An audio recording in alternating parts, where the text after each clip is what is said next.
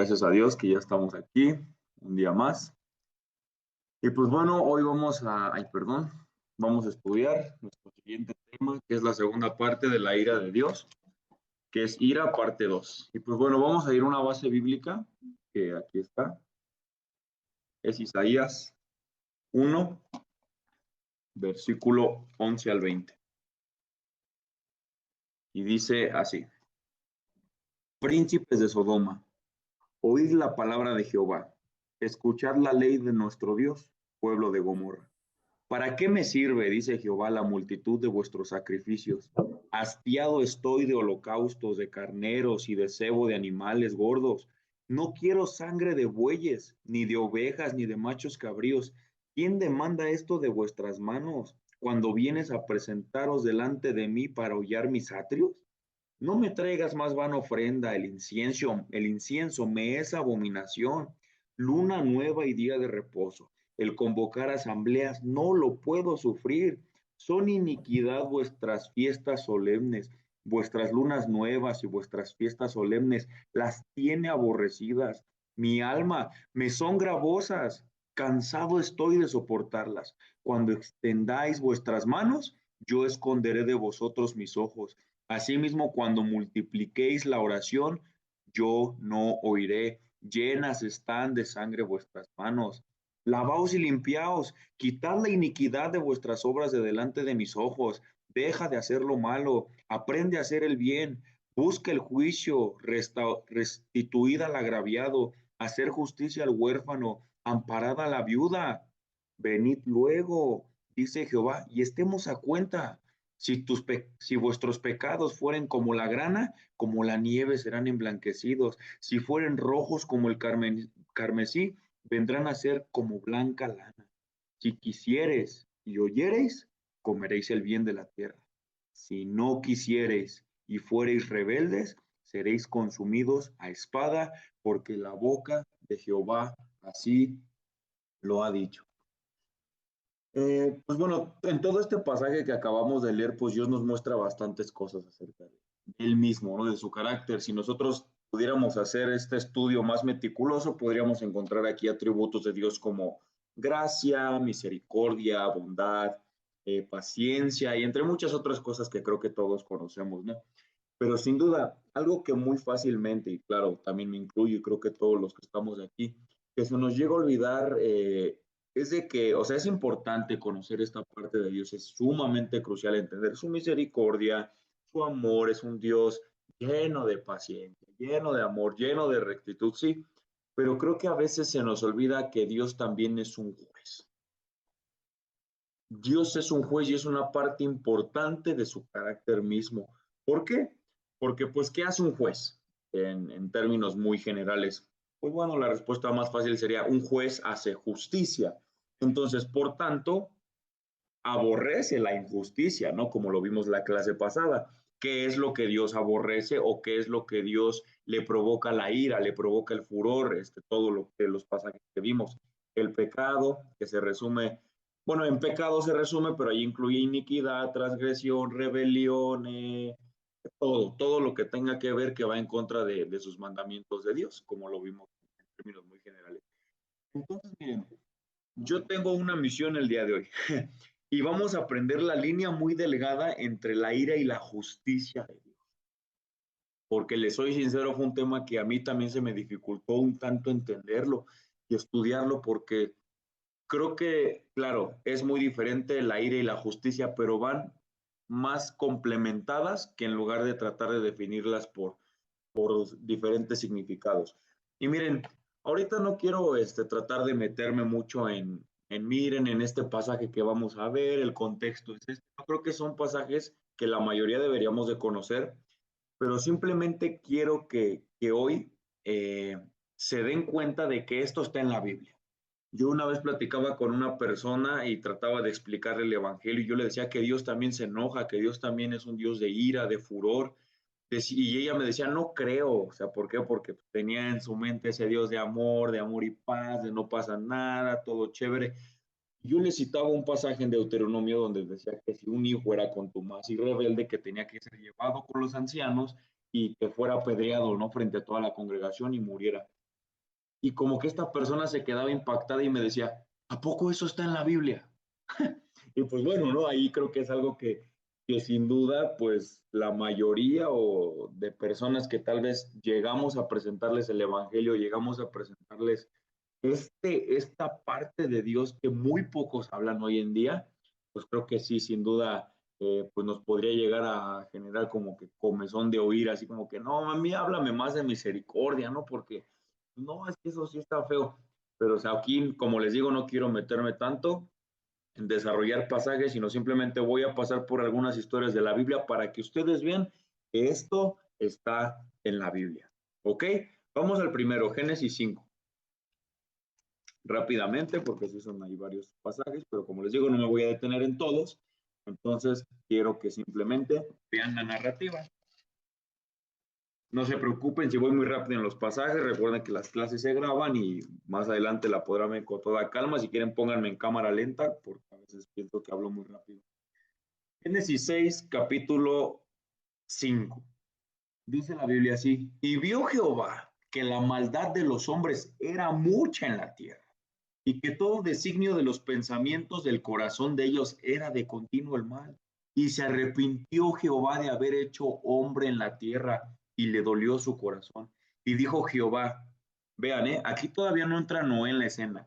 Raeré de sobre la tierra, de sobre la faz de la tierra, a los hombres que he creado, desde el hombre hasta la bestia, y hasta el reptil y hasta las aves del cielo, pues me arrepiento de haberlos hecho. Ese era el plan. Dios iba absolutamente a exterminar y quitarle la vida a todo lo que tuviera respiro en la tierra. Pero en el versículo 8, pero Noé halló gracia ante los ojos de Dios. Eso cambió el plan de Dios en este momento. Entonces vemos que ya desde aquí se asoma el remanente que Dios siempre ha tenido a lo largo de toda la escritura. Entonces vemos cuál es el plan de Dios. Voy a destruir a todos. Voy a hacer un juicio porque nada más veo que la maldad sigue y sigue y sigue y el hombre no sabe hacer otra cosa más que pecar, rebelarse y hacer lo malo ante mis ojos.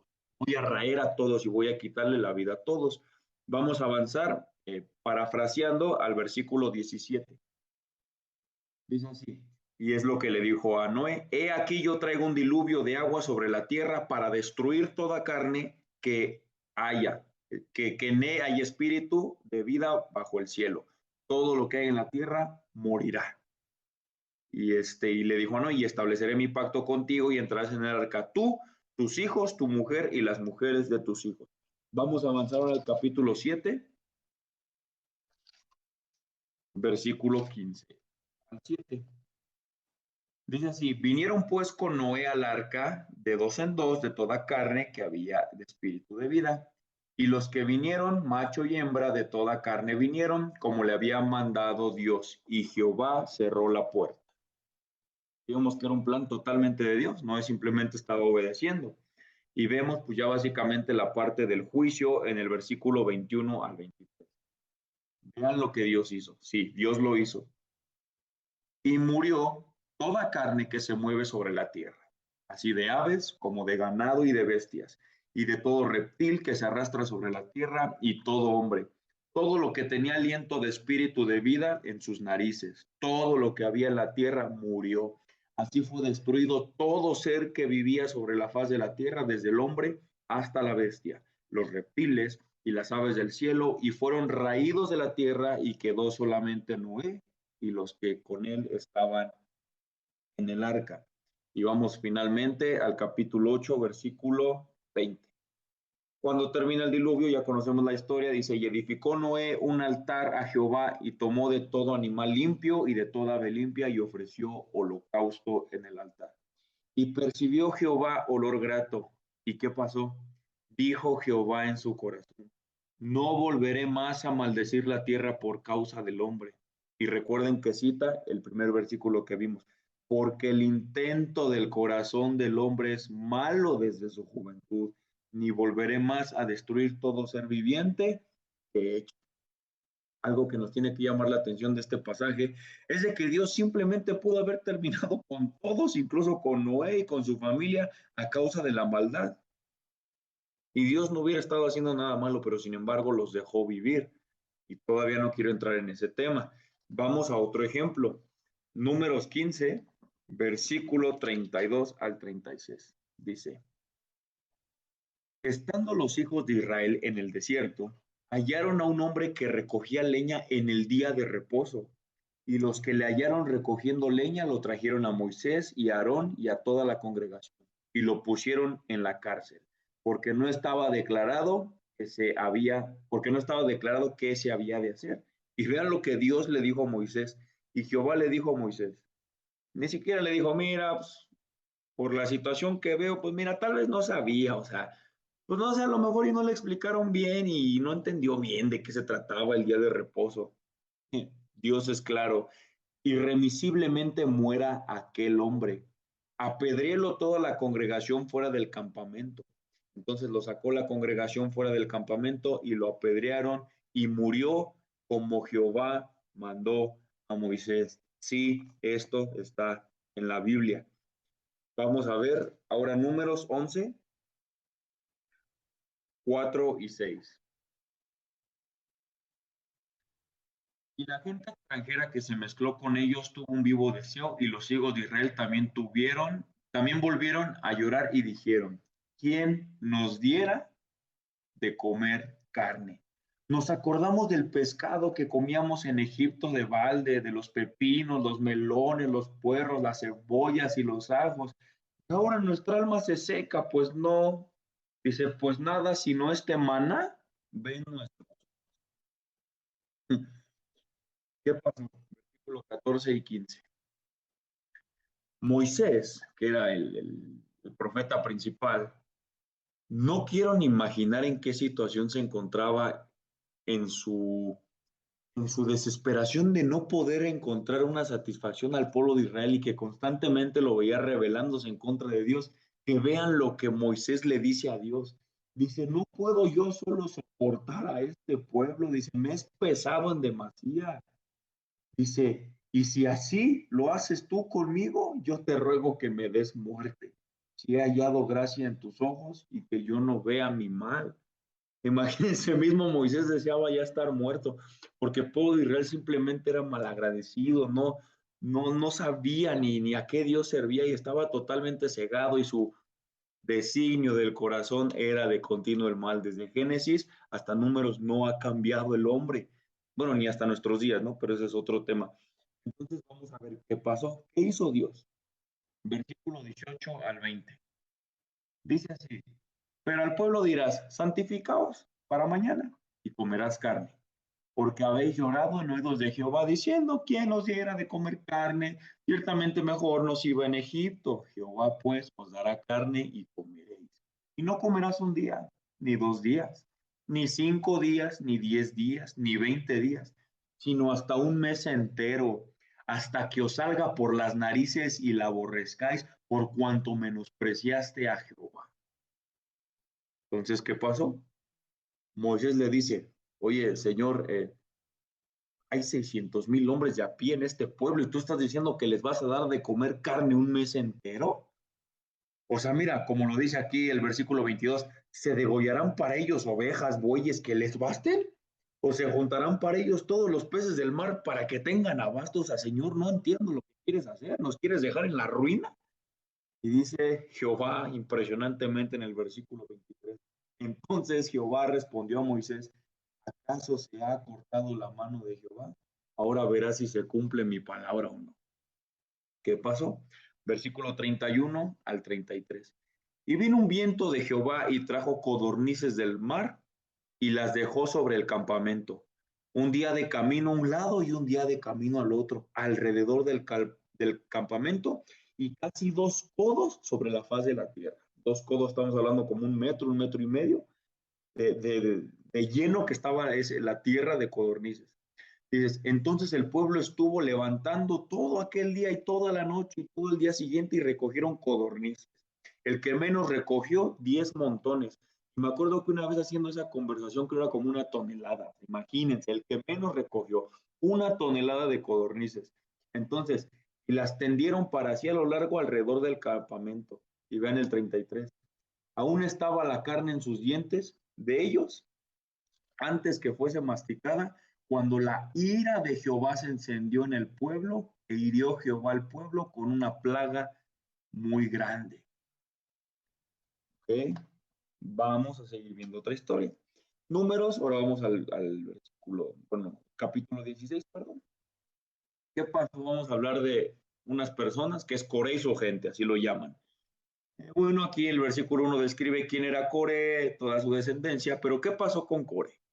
Dice que se levantaron contra Moisés junto con 250 varones de los hijos de Israel, príncipes de la congregación y del consejo y varones de renombre. O sea, no juntó Coré a cualquier persona. Dice, se juntaron contra Moisés y Aarón y les dijeron, basta ya de vosotros, porque toda la congregación, dice, todos ellos son santos y en medio de ellos está Jehová. ¿Por qué pues os levantáis vosotros sobre la congregación de Jehová? En pocas palabras estaban diciendo, oigan, ¿quién se creen ustedes? ¿Quién se creen como para decir que ustedes son los guías de este pueblo y nosotros? Así como que pues, también queremos protagonismo. ¿Quién te has creído? Y pues bueno, Coré empezó a persuadir a todo el pueblo para levantarse en contra de pues sí, ¿no? De Moisés y de Aarón. Entonces, ¿qué pasó? Vamos al 16, pero era al versículo 19 y 24. Dice así, ya Coré había hecho juntar contra ellos toda la congregación, o sea, ahí era toda la congregación. Dice, a la puerta del tabernáculo de reunión, entonces la gloria de Jehová apareció a toda la congregación. Y Jehová habló a Moisés y a Aarón diciendo, apártense de entre esta congregación y yo los consumiré en un momento. Y ellos se postraron sobre sus rostros y dijeron, Dios, Dios de los espíritus de toda carne, ¿no es un hombre solo el que pecó? ¿Por qué airarte contra toda la congregación?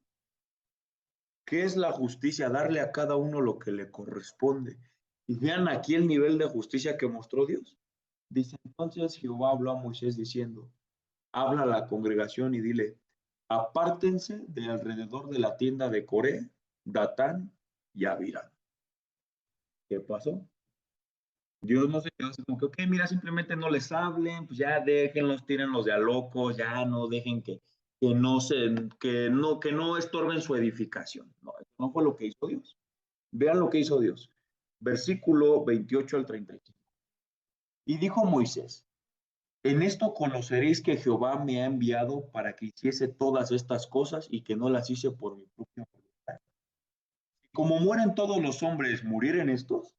O si ellos, al ser bestiados, siguen la suerte de todos los hombres, Jehová no me envió. Mas si Jehová hiciera algo nuevo, y la tierra abriese su boca y los tragare con todas sus cosas, y descendieren vivos al Seol, entonces conocerán estos hombres que irritaron a Jehová. Y vean lo que hizo Dios. Y aconteció que cuando cesó él de hablar todas estas palabras, se abrió la tierra que estaba debajo de la tierra. Abrió la tierra su boca y los tragó a ellos, a sus casas y a todos los hombres de Coré y todos sus bienes. Y ellos, con todos los que tenían, descendieron vivos al Seol. Y los cubrió la tierra y perecieron de en medio de la congregación. Y todo Israel, los que estaban alrededor de ellos, huyeron al grito de ellos porque decían, no sea que también a nosotros nos traiga la tierra. Pero no se quedó ahí.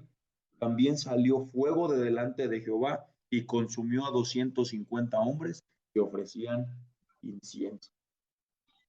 Vamos a un penúltimo ejemplo. Segunda Samuel, capítulo 6. Segunda Samuel, capítulo 6, versículo 1 al 7. Esta es una historia que, pues bueno, creo que todos conocemos, espero. David volvió a reunir a todos los escogidos de Israel, 30,000. Imagínense, 30,000 hombres. Y se levantó David y partió de Bala, de Judá. Listo, ya.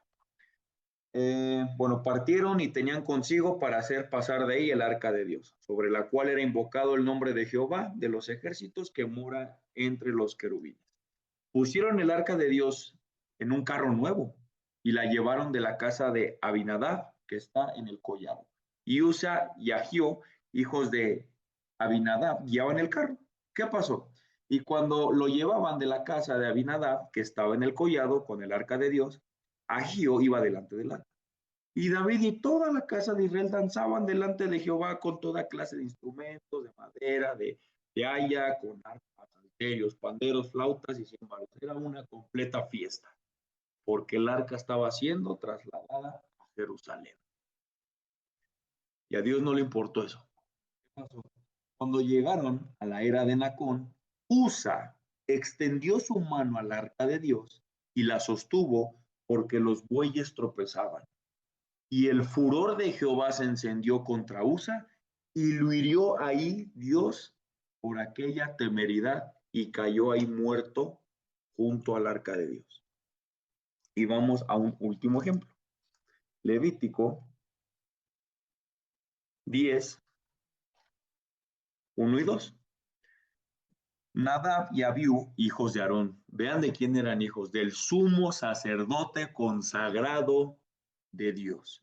Tomaron cada uno su incenciario y pusieron en ellos fuego, sobre el cual pusieron incienso.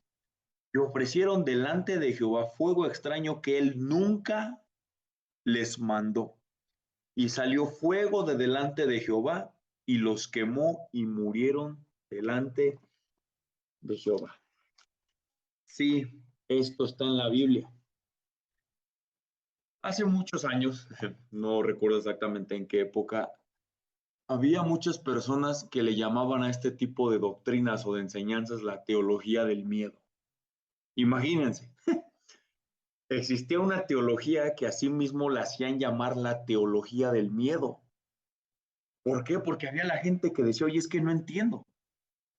Es imposible, o sea, ¿cómo es que Dios haga esto? No lo entiendo. Este Dios no es el del Nuevo Testamento. Oye, sí, a mí háblame de Cristo, pero el del Antiguo Testamento es más de lo que puedo soportar. Imagínense a qué grado llegó de que algo que es totalmente bíblico llegó a ser tan impactante para toda una generación que la llegó a llamar la teología del miedo. Espero que todos aquí conozcan a Martín Lutero, el gran reformador. Él, pues digo, los invito si no conocen la historia, tremenda historia de la reforma de la iglesia. A Martín Lutero a veces le preguntaban, él era un monje en Alemania, si no mal recuerdo, y le decían, hermano Martín, ¿tú amas a Dios? Y el hermano Martín decía que si amo a Dios, yo a veces odio a Dios. Martín tenía una idea de Dios, de que Dios era un Dios que estaba con un garrote, que iba con un garrote en la mano y que simplemente estaba esperando a que alguien hiciera algo que no fuera que fuera en contra de su voluntad para darle un santo garrotazo. Decir es que Dios simplemente lo veo como alguien que me está juzgando y simplemente espera a ver en qué momento yo me equivoco para derramar su completa ira.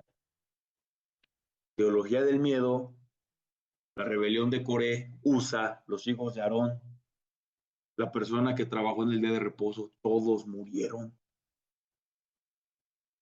Entonces, aquí la pregunta que yo quiero hacer es, ¿Dios es malo? Reflexiónalo, ¿Dios es malo? ¿Es cruel? ¿No les da oportunidad? ¿No es paciente? ¿No que Él es lento para la ira? ¿No que Él es misericordioso? En estos pasajes, ¿dónde está la misericordia? ¿Dónde está lo lento para la ira? ¿Dónde está eso? Ese Dios no es el en el que yo creo. La respuesta es esta. La ira de Dios es la única ira que existe en el universo que está totalmente justificada. Ira justificada, ira, justicia. Dirás, no te creo. Vamos a analizar dos ejemplos de si la ira de Dios fue injusta. Vamos al primer ejemplo, los hijos de Aarón. Regresemos a Levítico 10. Y aquí vamos a ver si verdaderamente Dios es malo.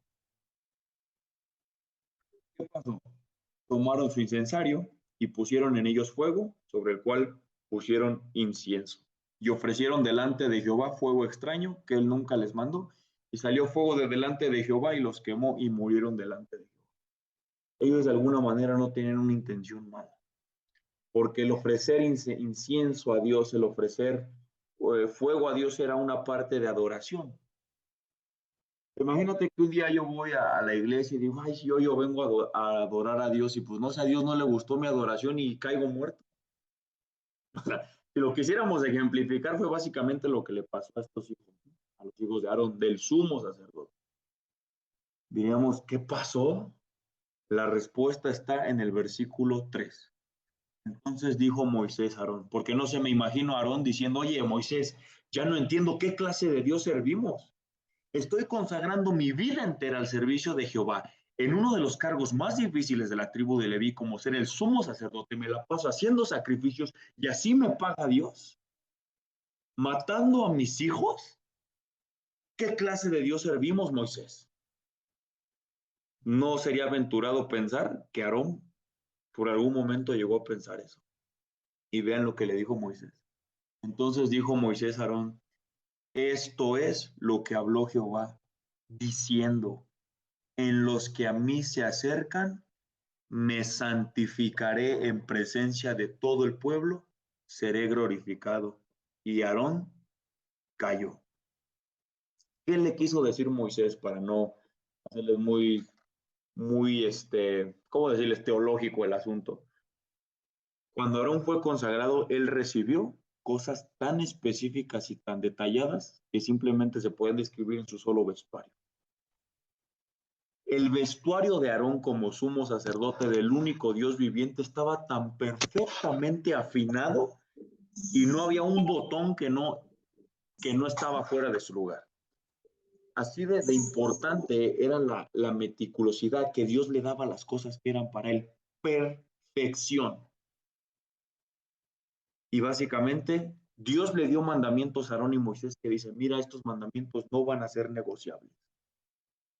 No serán negociables. El que a mí se quiera acercar, se va a acercar única y exclusivamente como yo lo mando. Probablemente Aarón recordó esos mandamientos que dijo, en los que a mí se acerquen, yo me santificaré. Y nadie va a jugar con las cosas de Dios.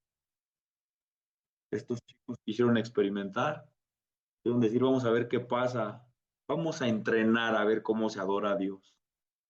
Dios no los perdonó.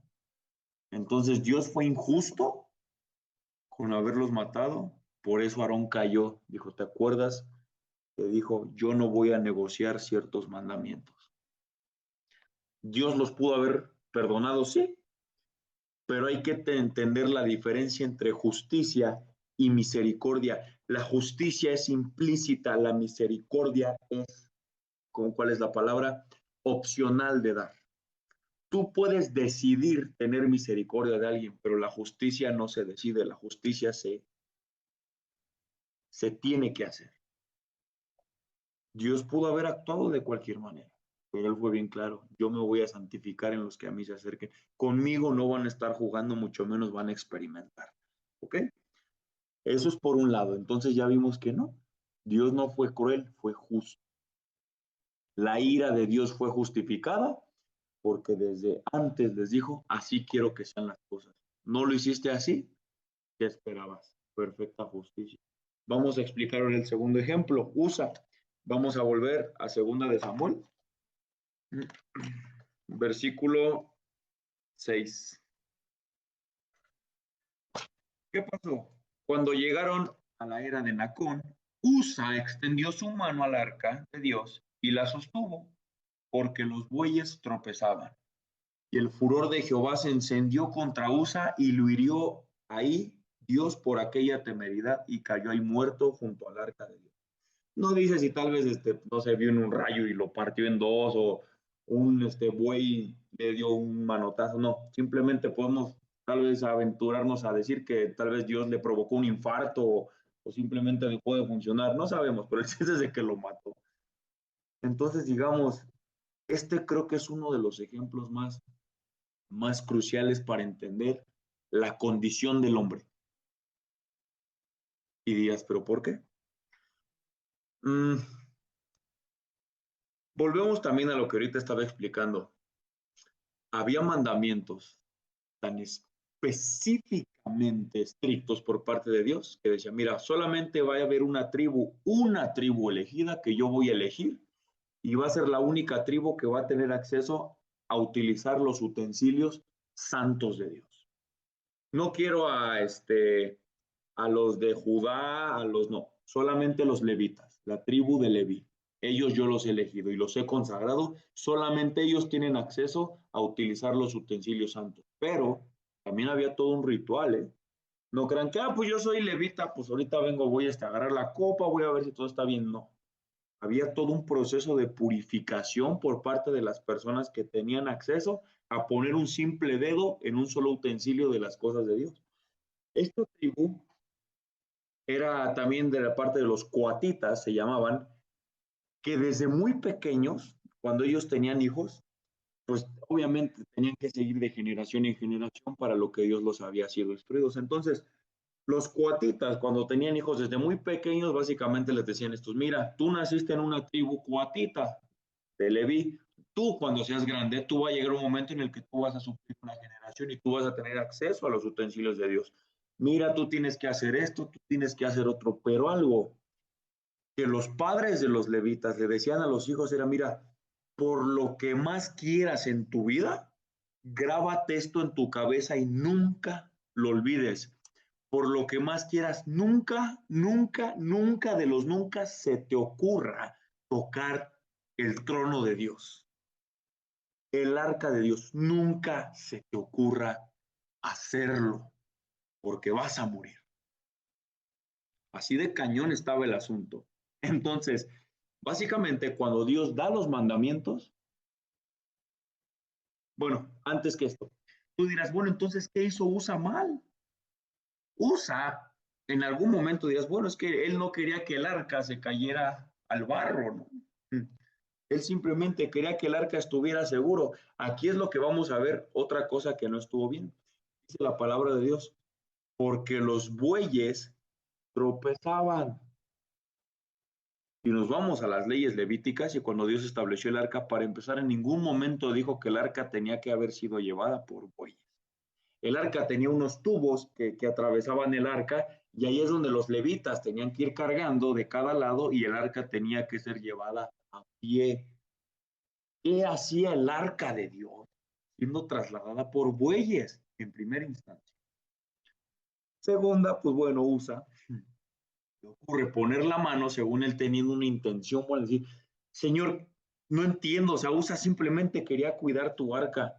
¿Recuerdas lo que yo les dije en ese momento? Yo me voy a santificar en medio de mi pueblo y por nada, de la nada, y no voy a negociar eso, quiero una mano humana en mi trono.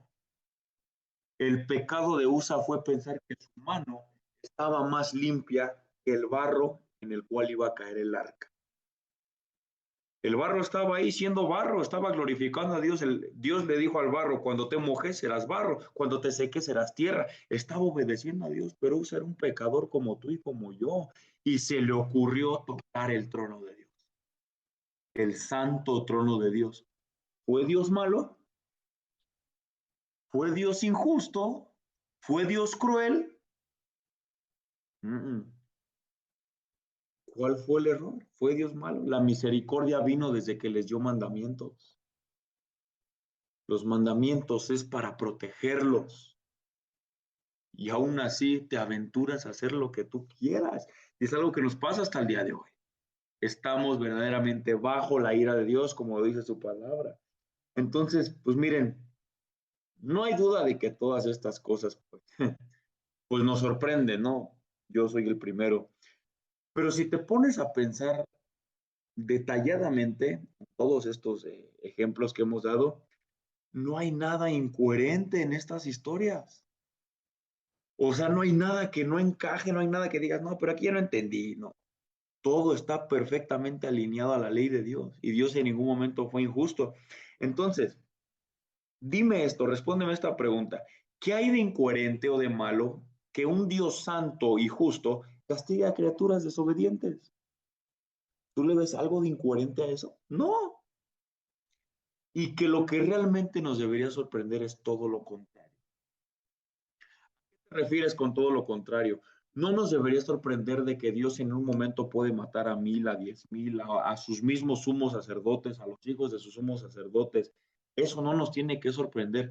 ¿Cómo es posible que Dios tolera tanto? ¿Cómo es posible que Dios perdona a unos? Lo sorprendente no es de que Dios mate a muchos, sino que perdona a unos.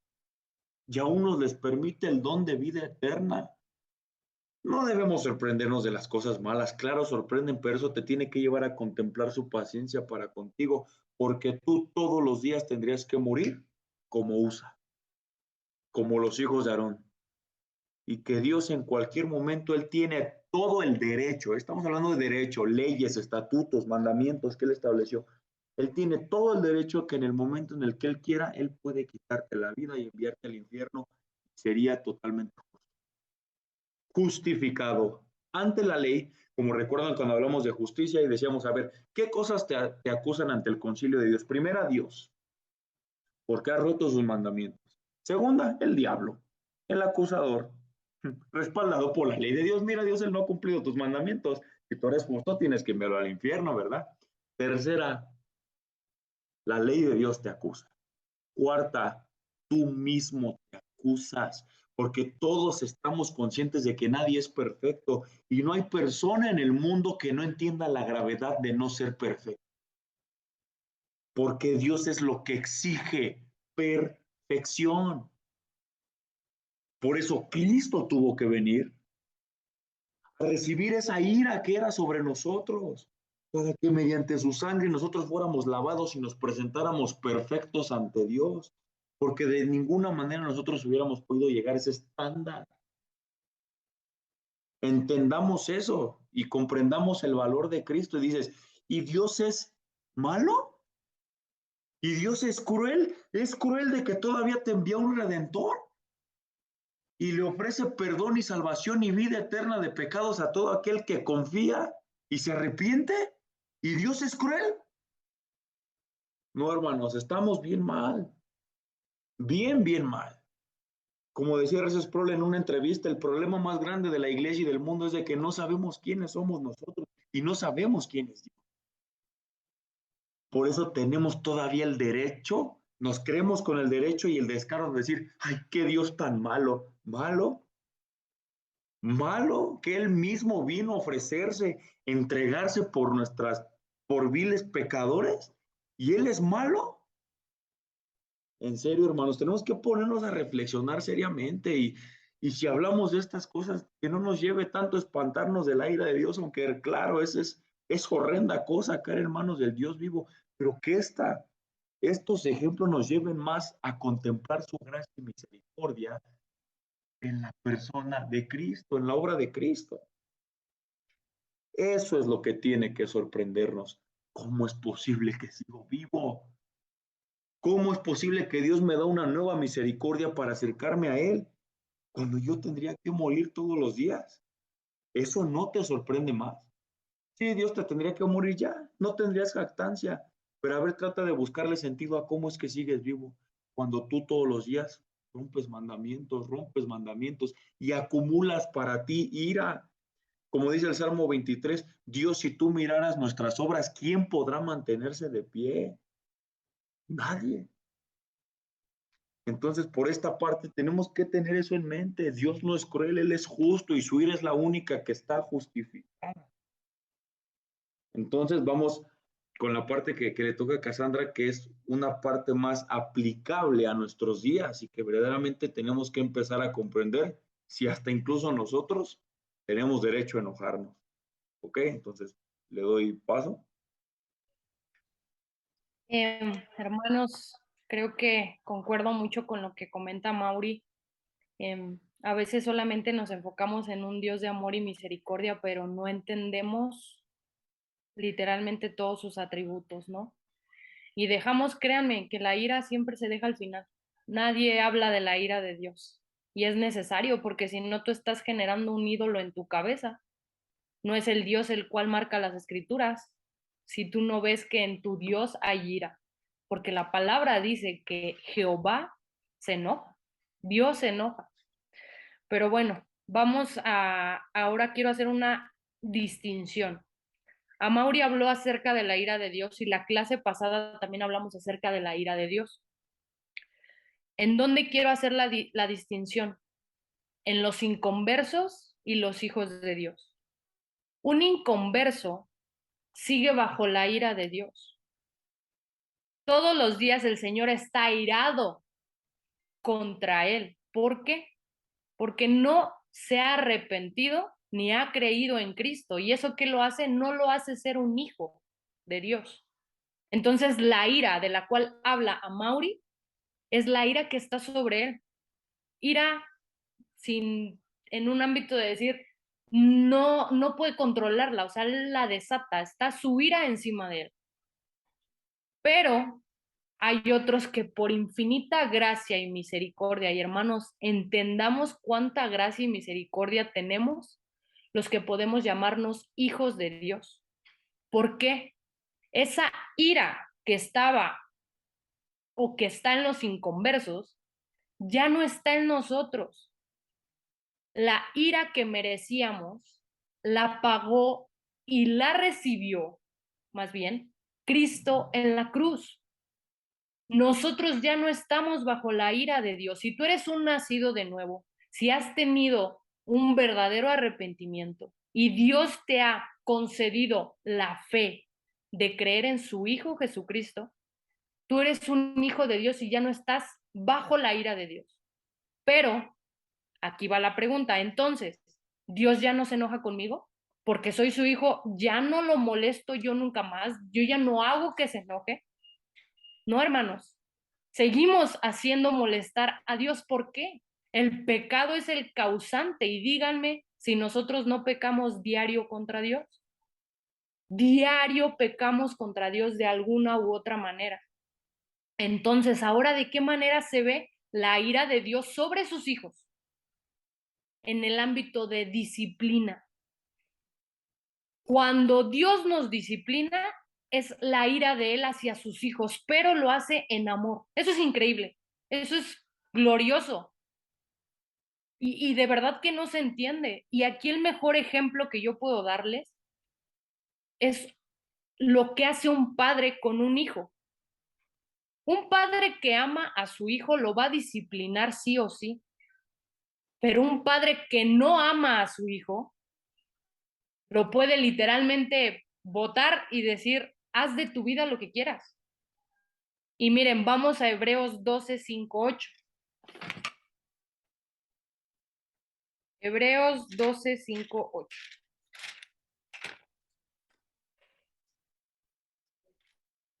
Dice, y habéis ya olvidado la exhortación que como a hijos se os dirige diciendo, hijo mío, no menosprecies la disciplina del Señor, ni desmayes cuando eres reprendido por Él, porque el Señor, al que ama, disciplina y azota a todo el que recibe por hijo. Si soportáis la disciplina, Dios os trata como hijos. ¿Por qué? Porque hijo es aquel a quien el padre no disciplina. ¿Qué hijo es aquel quien el padre no disciplina? Pero si os deja sin disciplina, de la cual todos han sido participantes, entonces sois bastardos y no hijos. Aquí está la clave y es lo que tal vez yo les daba el ejemplo. Un padre que ama a su hijo tiene que disciplinarlo. ¿Por qué? Porque el hijo nace siendo malo. Tiene que enseñarle a hacer lo correcto. Y es lo que Dios hace con nosotros. A Mauri ya les hizo ver la maldad del hombre y lo hemos enseñado muchas veces. ¿Desde dónde está la maldad del hombre? Desde el vientre de la madre. Nace siendo malo, nace haciendo berrinches, sabes de qué manera controlar, manipular, enojarte, envidioso. ¿Y quién tiene que disciplinarte? Tu padre. Si no te vuelves un monstruo. Y eso es lo que Dios hace con sus hijos, nos disciplina. ¿Para qué? Para ser más como su Hijo perfecto que es Cristo Jesús. No tenemos nosotros otro estándar, que tú seas como, no, que seas como Dios mismo. Y hermanos, aquí hay algo que a mí me sorprende demasiado y de verdad es increíble cómo podemos llamarnos ahora hijos de Dios, cuando antes éramos, yo creo que lo que más aborrecía a Dios, porque Dios aborrece no solamente al pecado, aborrece al pecador, el que hace mal. Y ahora Dios nos llama hijos por el hecho de ese arrepentimiento, ese nuevo nacimiento, esa fe, dices, wow. Entonces, hermanos, si el Señor te disciplina, es una prueba bastante grande de que eres hijo y que de verdad todos deberíamos de dar gracias. Pero vamos a estudiar un poquito más. Yo busqué qué es disciplina en el griego y vean, estas palabras lo asocian. Instruir, entrenar, enseñar, disciplinar, corregir, azotar. Hay otra palabra en los versículos que dice reprendido. Dios nos reprende, pero ¿qué es reprender? Hacer ver nuestras fallas, mostrar nuestra falta, hacernos ver nuestro error que estamos haciendo. Busqué que es azota y es literalmente disciplina o un castigo. Hermanos, es increíble lo que Dios hace con nosotros a través de su espíritu, porque yo creo que lo entendemos claramente que cuando algo no hacemos bien, el Señor nos hace ver nuestro error. Y lo más increíble, que debería de hacerlo como lo hacía en el Antiguo Testamento, como los ejemplos que les dio a Mauri, pero no, ahora lo hace en amor. Nos disciplina en amor, pero ahí el Señor está airado, está enojado, porque al fin y al cabo, regresemos al ejemplo de cuando eres padre y tienes un hijo. Un hijo hace un mal, tú lo disciplinas enojado, estás molesto. ¿Por qué? Porque hizo algo que no estaba correcto. Tu ira brota, te enojas. Es lo mismo que pasa con Dios siempre que pecamos. Pero somos hijos, no recibimos la ira justa y directa que mereceríamos. Más bien entra el amor y la misericordia en esa ira, literalmente, a nosotros. Vamos a ver qué dice Job 5:17. Job 5:17.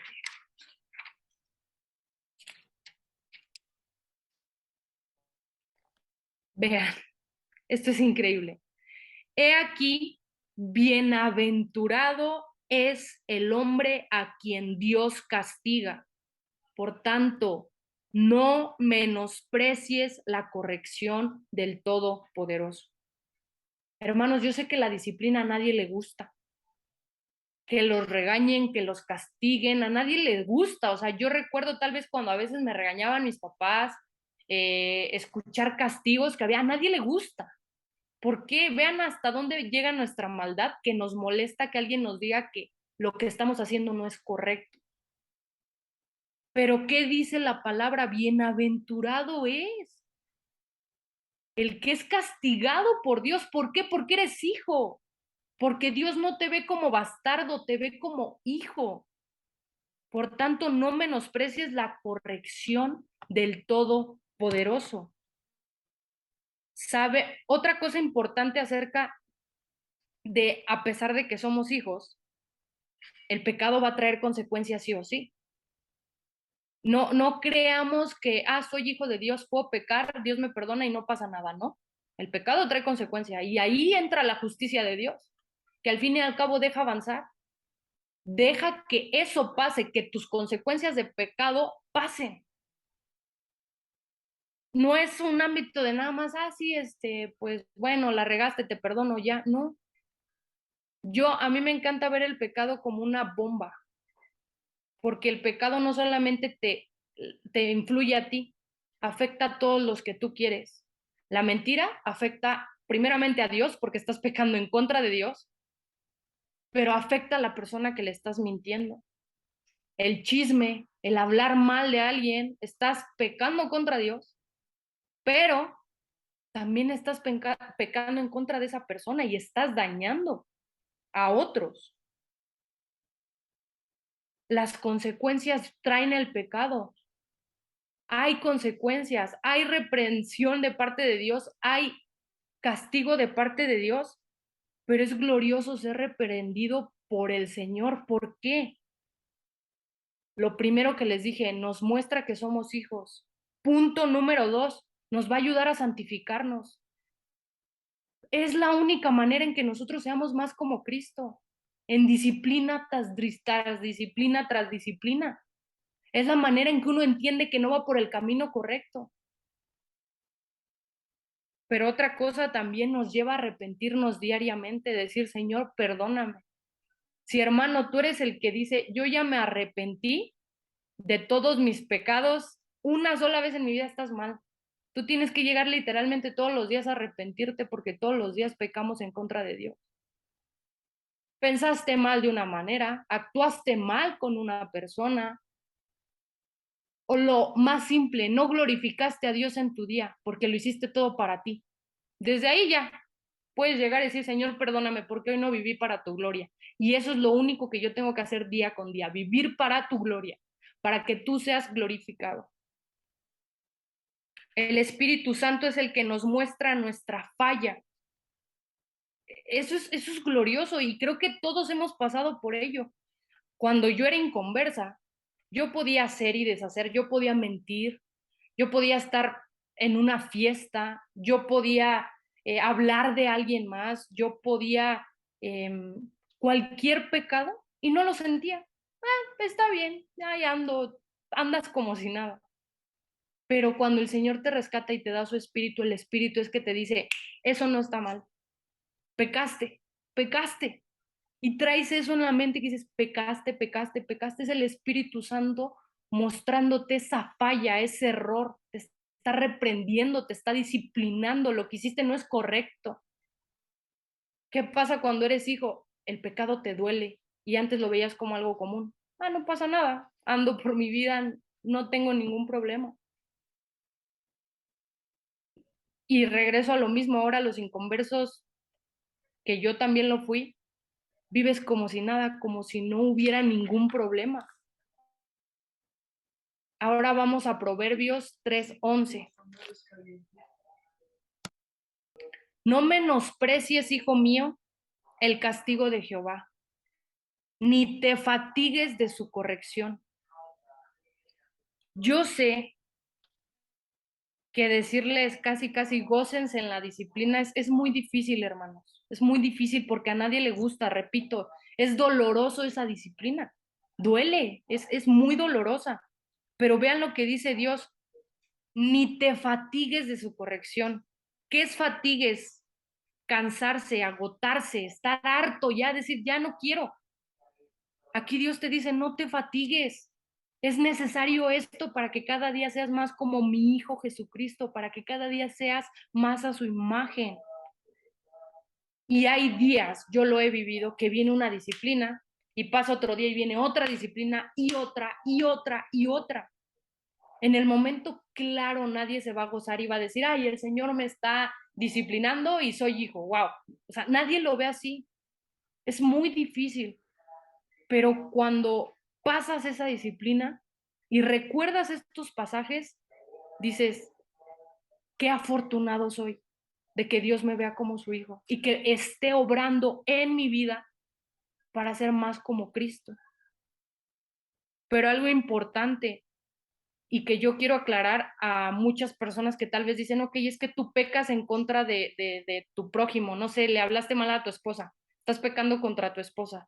Sí, pero primeramente estás pecando contra el Dios justo, el cual les acaba de hablar a Mauri, que no pasaba una pequeña cosa que decía, no, estás pecando en contra de él.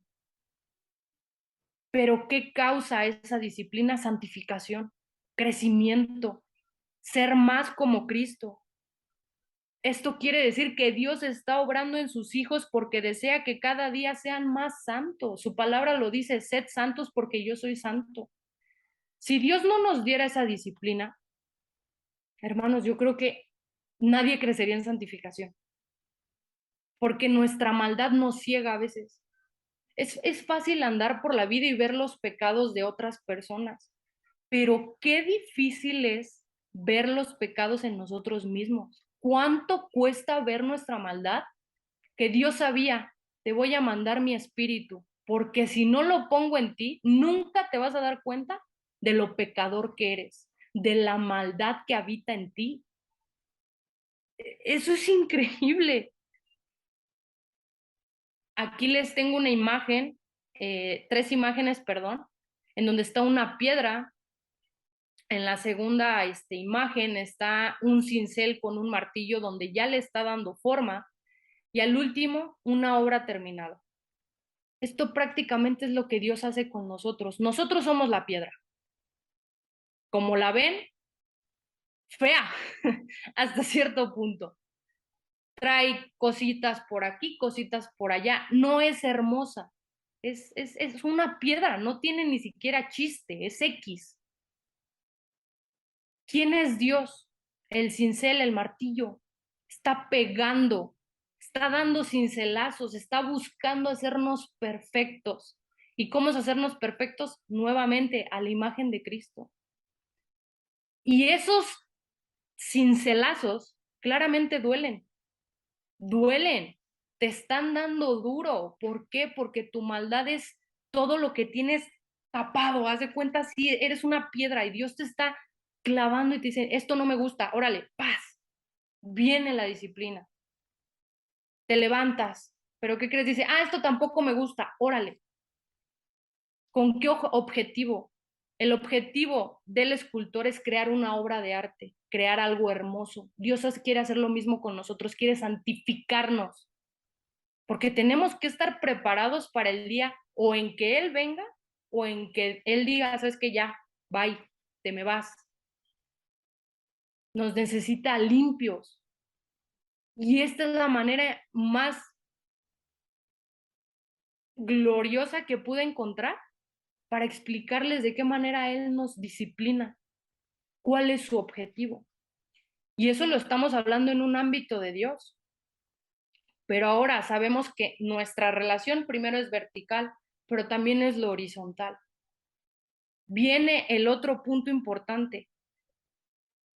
Vamos a Efesios 4:26.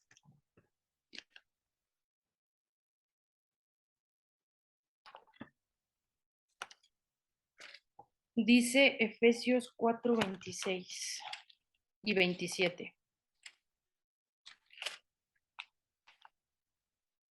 Este versículo están muy cañones. Dice, airaos, pero no pequéis, no se ponga el sol sobre vuestro enojo, ni deis lugar al diablo. Ok, aquí Dios está diciendo algo muy importante. Ustedes fueron hechos a mi imagen y semejanza, y así como yo me enojo, ustedes se van a enojar. Eso es natural. Pero, ¿saben? Hay enojos como él justificados y hay enojos que ni siquiera son justificados. Y les voy a ser bien sincera, yo ahí es donde entiendo la ira de Dios que es justa. ¿Por qué? Porque nosotros como humanos en nuestra maldad a veces nos enojamos por cosas que dices, ¿es en serio que estás enojado por ese tipo de cosas? Hay veces que alguien dice, no, es que no dormí bien, no me hables porque estoy súper enojado. Y ahorita no me toques, nadie me hable. Es que a mí me cae mal todo el mundo. Hay personas que literalmente son antipáticas. Es que a mí me cae mal todo el mundo, nadie me hable, no me diga nada. No aceptamos que alguien nos diga que estamos mal en algo y sale nuestra ira. O sea, para nada es justificado. Ahí está ya nuestra maldad, ahí ya podemos ver quiénes somos nosotros y quién es Dios. No hay otra manera de verlo. Y muchas veces llegamos a enojarnos por ver injusticias. Nuevamente, Dios nos hizo su imagen y semejanza. Obviamente ver cosas que son injustas nos van a molestar. Entonces ahí Dios, vean de qué manera lo dice, airaos, pero, ahí está el pero, no pequéis. Dios sabe que nos vamos a enojar, pero también sabe a lo que nos puede llevar esa ira. a pecar más, a desatar literalmente nuestra ira al 100%. Vamos a ver qué dice Proverbios 14:29. Dice, el que tarda en airarse es grande de entendimiento, mas el que es impaciente de espíritu enaltece la necedad. Y vamos a otro ejemplo que también está ahí en Proverbios, Proverbios 10:19. Dice, en las muchas palabras no falta pecado, mas el que refrena sus labios es prudente. Hermanos, Dios sabe que nos vamos a enojar, pero a veces es increíble hasta qué punto llega nuestra ira. Hay gente que no controla su ira, que llega a golpear. Hay gente que no controla su ira, que llega a decir palabras de las cuales se va a arrepentir. Y aquí lo dice Proverbios. En las muchas palabras no falta pecado. Y yo creo que para todos es muy fácil abrir la boca y hablar y decir, y tú, y es que, y yo, el otro, y demás. De cierta manera nosotros como que nos justificamos, ¿saben? O sea, en un ámbito de mi enojo es correcto. Entonces, puedo decirte yo lo que quiera, puedo hacer yo lo que quiera. Le estaba comentando a Mauri cuando estábamos checando la clase que apenas me salió un video acerca de una persona que al parecer es artista. Vean lo que lo llevó su ira. Al parecer estaban en un crucero en Estados Unidos y una persona de atrás como que le empezó a pitar como tal vez de avanza, no sé. No tenía nada en un ámbito de enójate, o sea, paciencia, ¿no? No está pasando nada malo. Resulta que se baja la persona que venía atrás en el carro. Esta persona ya era mayor, no sé cuántos años tenía, yo creo que unos 60 y algo tal vez. Se baja y les empieza a gritar y a reclamar y no sé qué tanto. Y se baja esta persona en la ira que dejó fluir, que llega y le da 2 golpes. El hombre cae y muere. Vean a qué punto llegó la ira de este hombre, que ahorita lo acaban de condenar, lo declararon culpable. ¿Y qué creen? Es justicia. Esa es la consecuencia de tu pecado. Vean hasta qué punto te puede llevar la ira. No podemos dejar desatar nuestra ira y más que nosotros, nuestra maldad, porque nosotros sí somos malos, Dios no es malo, Dios es justo. Nosotros sí la desatamos de una manera hasta diabólica, de una manera malévola, porque deseamos hacerle el mal a la otra persona. Yo no creo que se haya bajado ese hombre con la idea de decir, ay, le voy a dar un puñetazo y no va a pasar nada. No, quería dañarlo, quería ir en contra de él, pero vean hasta qué punto lo llevó a matar a un hombre. Y así miles de ejemplos yo podría darles de lo que provoca la ira. La ira también es un ámbito de, yo creo que principal del tema de divorcios. Hombres y mujeres que no saben controlar su ira cuando están peleando, que acaban mal, muy mal. Podemos arrepentirnos grandemente por dejar que nuestra ira fluya. Y algo más dice el versículo de Efesios. Dice, no se ponga el sol. ¿Qué quiere decir esto? En pocas palabras, ¿cuánto dura tu enojo? Hay gente, de verdad, y eso me sorprende, hermanos, que literalmente hay familias que dicen, no, es que yo estoy enojado con esa persona y llevo años sin hablarle. No es que yo me peleé con cierta persona y llevo años sin hablarle. Y aquí Dios nada más está diciendo que no se ponga el sol. Está hablando de un día, de unas horas. Y hay gente que vive en su ira de decir, nunca te voy a perdonar. Vean hasta qué punto llega eso. Y Dios dice, no se ponga el sol. ¿Qué quiere decir esto? Arreglan las cosas de inmediato. Creo que hay muchas veces que han escuchado esta frase, dicen, no te vayas a los esposos, le dicen, no se duerman enojados. Aquí Dios lo está diciendo. Arregla ese problema. Mata tu ira, mata tu coraje que traes entendiendo que primero es lo que Dios marca y al último eres tú. Niégate a esa maldad que quiere salir de ti. Pero hay algo más que dice en ese versículo: no des lugar al diablo. Arregla las cosas de inmediato porque ahí llegará el maligno. Aquí les puse una imagen, tal vez de, si la pueden ver, que está como el demonio, ¿no? Aconsejando a alguien. Y de verdad, o sea, das pie al enemigo para hacer cosas de las cuales te vas a arrepentir. Ahí es donde entra a empezar a aconsejarte y decirte: no, no le hables. No, tú estás bien, tú mantente firme. Y te puede llevar a cosas más grandes, hasta un ámbito de mátalo, acaba con él, ciérrale la boca como puedas, cállalo. Ahí das pie al enemigo, ahí le das entrada al enemigo. ¿Y qué hace esto? Que la ira, que solamente era una molestia de unos segundos, te lleve a algo de lo cual te puedas arrepentir grandemente. ¿Cuántas veces, hermanos, hay que ser sinceros, en estas situaciones de ira le damos entrada al diablo para que haga lo que ha hecho desde el principio: engañarnos y hacernos ver que nosotros estamos bien? ¿Para qué? Para hacer cosas de las cuales nos vamos a arrepentir. Les di un claro ejemplo de lo que puede llegar la ira: matar, blasfemar. Hay veces que hasta de nuestra boca salen maldiciones porque alguien nos hizo un mal. O sea, maldices a otra persona y no analizas lo que está saliendo de tu boca. Muchos lo que ahora hacen con el diablo es: yo lo reprendo, yo esto, yo lo otro. ¿Qué reprendes? Tú no reprendes nada. ¿Sabes de qué manera puedes acabar a darle entrada al enemigo? Perdonando. Ahí ya no le das entrada, ahí ya acabaste con él. ¿Cuánto nos cuesta perdonar? Que la ira se acabe y digas: te perdono. ¿Cuánto nos cuesta, hermanos? Recordemos la cruz, esa ira que merecíamos nosotros. Dios la dejó en la cruz. Haz lo mismo por tu prójimo. ¿A qué me refiero a esto? Es muy fácil enojarse y decir: es que tú me hiciste daño, es que tú esto, es que tú lo otro.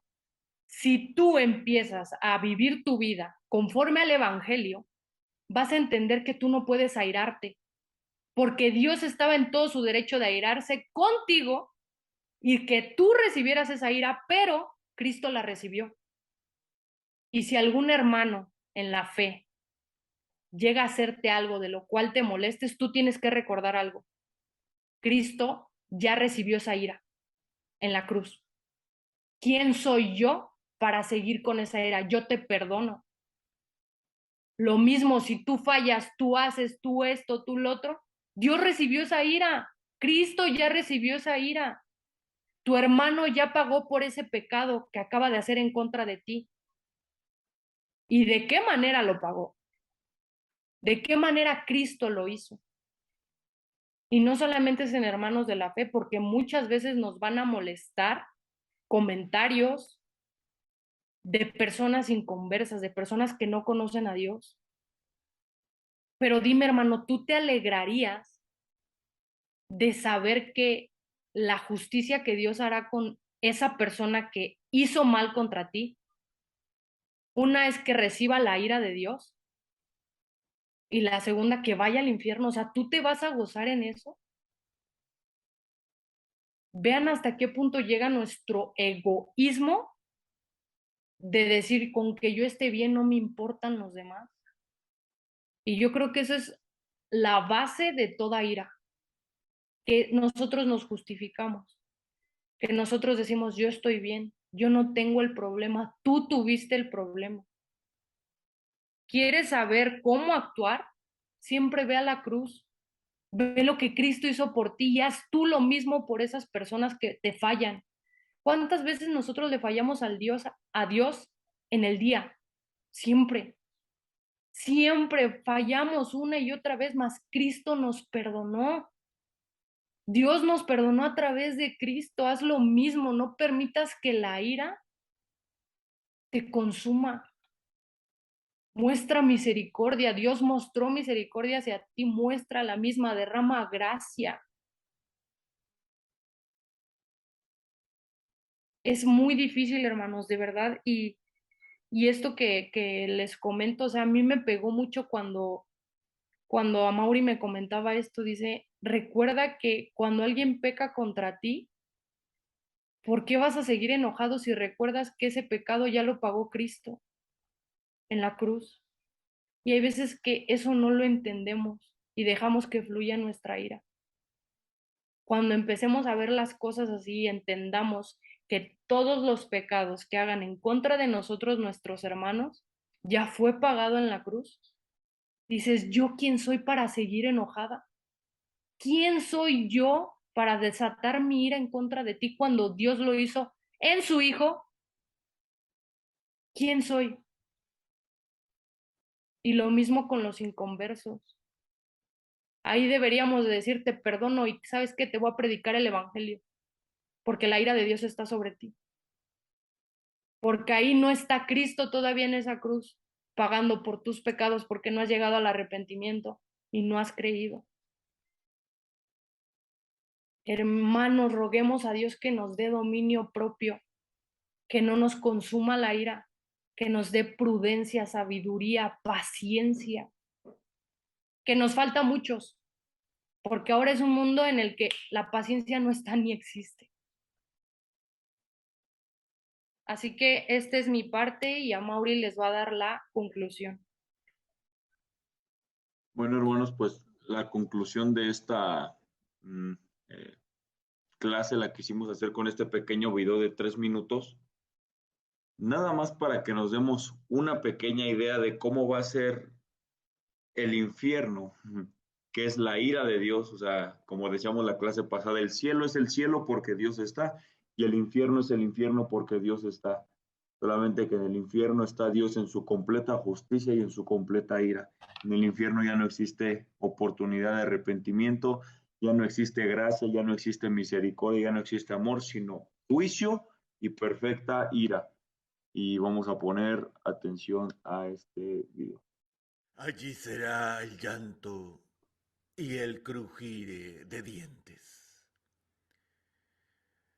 Habrá gente que cuando despierte en el infierno estará devastada.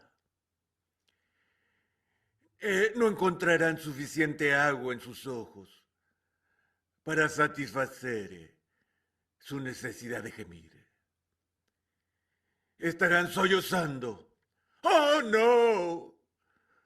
¡Aquí no! ¡Oh, Dios, por favor, ten piedad de mí! Será la más grande decepción que pudieran ellos experimentar al despertar en el infierno.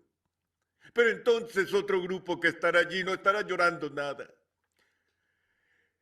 Ellos estarán crujiendo los dientes, que es una metáfora bíblica para la furia humana. ¿Cómo te atreves, Dios, a ponerme aquí? El enojo, la rabia de los condenados no conocerá límites.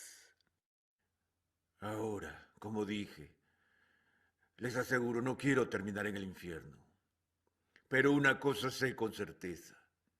Si eso pasa, si me he engañado todos estos años, y si soy uno de los que dicen, Señor, Señor, no hice esto o hice aquello, y Él me mira y me dice, por favor, retírate, no te conozco, y me envía al infierno, algo que te puedo asegurar es que seré un llorón, no uno que cruje.